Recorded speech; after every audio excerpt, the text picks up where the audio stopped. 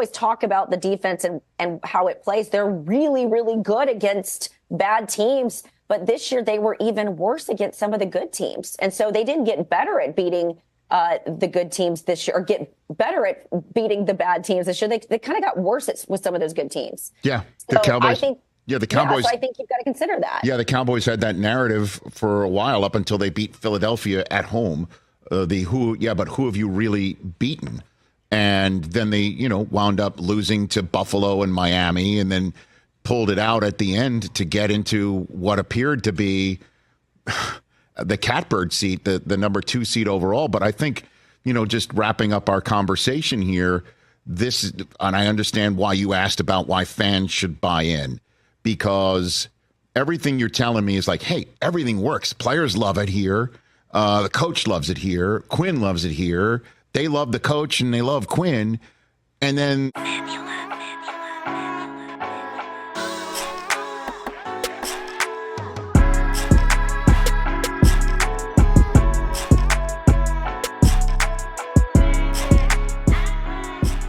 good people, it's your boy Mr. Rome, Cowboys fan talk, right back.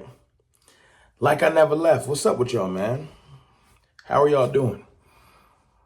I know this has been like the longest week in the history of being a Dallas Cowboys fan. After that debacle on Sunday, it's just like this week is dragging. With the news of Mike McCarthy coming back, I don't know if that's a gut punch or a reinvigoration for y'all. Know how you feel.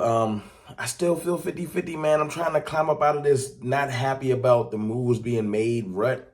Y'all know me. I'm optimist prime. I'm always optimistic, and I'm getting there because I know why y'all come here. Y'all come here for optimism, but I'm going to keep it real with y'all. Y'all don't want me to just lie to y'all for the sake of lying, and that ain't what I'm going to do. But right now, I'm trying to talk about things in the order of doing business.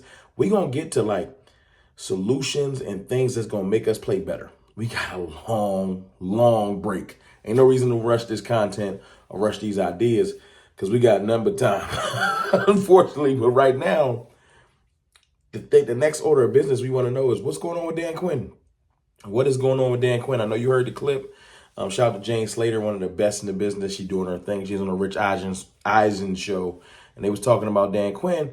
And, it's interesting, man. It's very interesting what 5 months will do.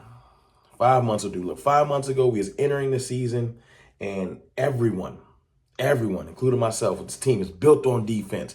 What y'all gonna do with my defense? How you gonna move the ball on my defense? Everybody running down the schedule. I'm like, yo, that quarterback can't see my defense. That quarterback, the bravado. That's how I feel. I got the best defensive player in the world and all this extra stuff. But 5 months, things will change, man. Like right now, can I say definitively that Micah Parsons is the best defensive player in the world when he hasn't shown up in big moments like everybody loved to point to Dak and say, yo, when you going to show up? But if you said, who's the most talented player on this team, you'll say Micah Parsons. See, that's where we at right now. I'm not saying I don't believe that he's the most talented or the best defensive player in the world. I'm saying now, after a playoff failure like that, everyone gets questioned. Even Micah. Crazy, right? And, I'm not the one doing the questioning. I'm CFT. I'm super fan. I'm always going to support the team. I'm saying right now, I can't defend us versus the sports haters and the media. And I got to just be like, yep, maybe we are trash. Maybe we don't show up at big moments. Maybe Dak Prescott's not the guy. Maybe Micah's not who he is. Like, I got to say stuff like that, and it's frustrating. But right now, the point of today is maybe Dan Quinn ain't the guy. See, we running it back with McCarthy, but McCarthy can say some things that Dan Quinn can't say. See, Dan Quinn hit the ground running. That 2021 defense, on point. On point. Micah was coming in. He found a way to make Micah look like he was like the evil genius. Dan Quinn was making all the right moves. And every year since, he's been going down. Like, look, I'll put these numbers on the screen that Jane had put up. And it's crazy, like, and I'm paraphrasing here. I'm not going to read it because what's the point? You can read. In 2021, our defense averaged around like 20 points. Right? Now, 2022, I'm sorry. No matter the opponent, good or bad. And you can say, well, that's not like super low tier, but it's also not like super horrible. It's kind of like even kill. No matter what, we knew we was going to hold opponents to about 20.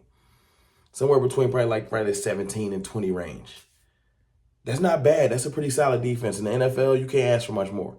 This year, good opponents, like above 500, like really good opponents. We're averaging like giving up 28 points a game. Been blown out multiple times this year.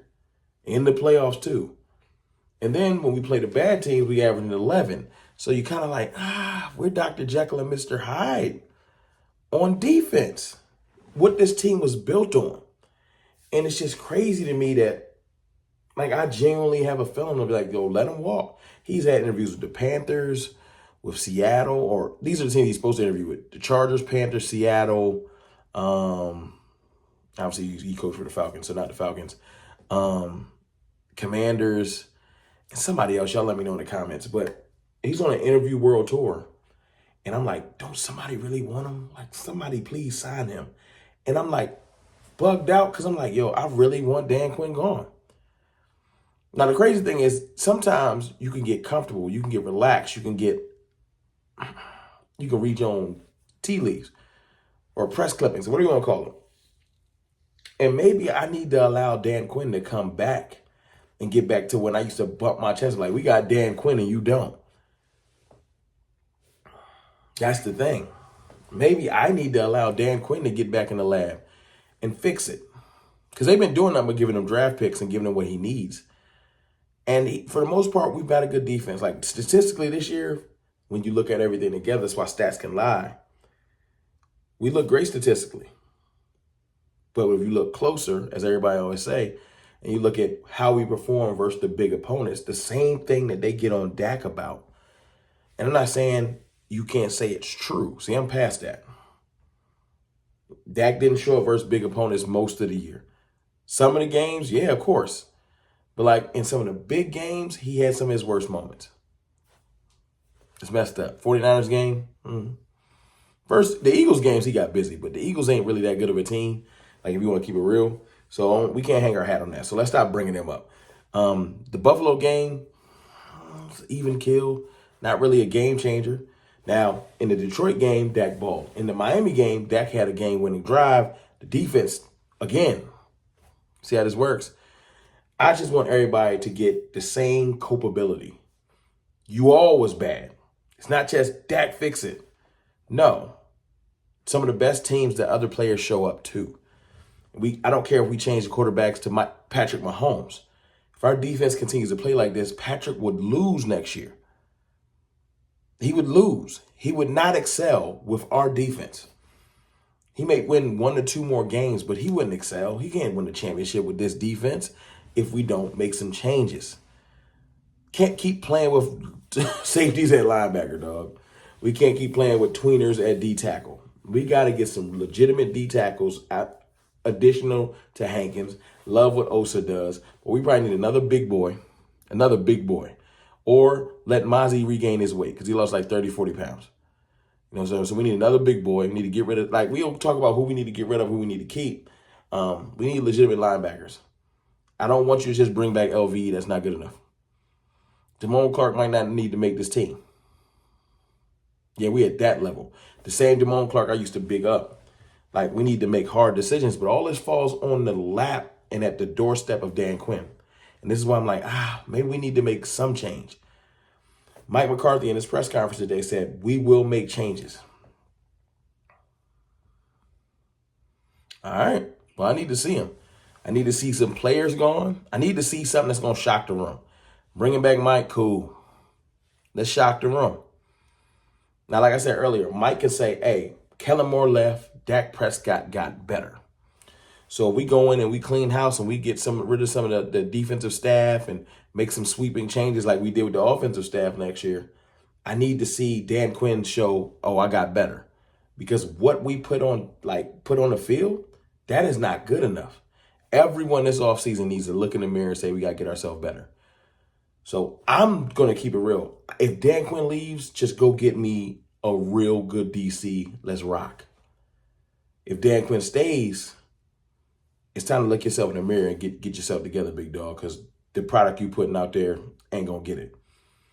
But I'm good either way. Y'all let me know in the comments how y'all feel. Y'all want to keep Dan Quinn? Y'all done with him? I would love to know. It's your boy, Mr. Rome. It's a long off season. We're going to peel this onion back layer by layer. I'll holla.